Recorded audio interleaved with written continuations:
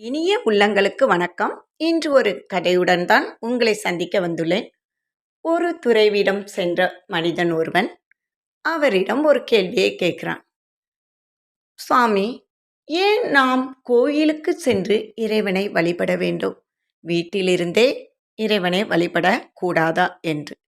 உடனே அந்த துறவி அந்த மனிதனிடம், நீ கேட்ட கேள்விக்கு விளக்கம் பின்னால் கூறுகிறேன்.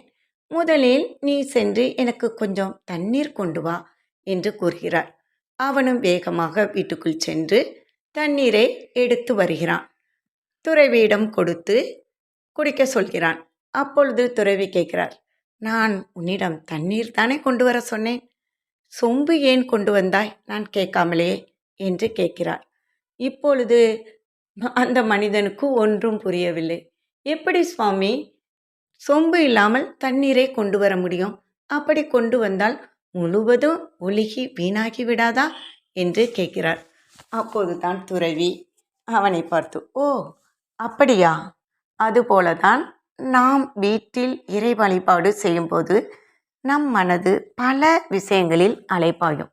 ஆனால் கோவிலின் சூழல் பக்திமயமாக இருப்பதால் இங்கு மனம் ஒருமைப்படும். பக்தி தண்ணீர் என்றால் கோயில்தான் சொம்பு என்று கூறி முடித்தார்.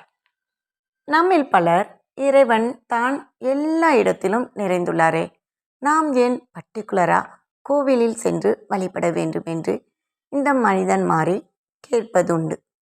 வீட்டில் எப்பொழுதும் ஒரே மாதிரியான அமைதியான சூழ்நிலை இருப்பது அரிது.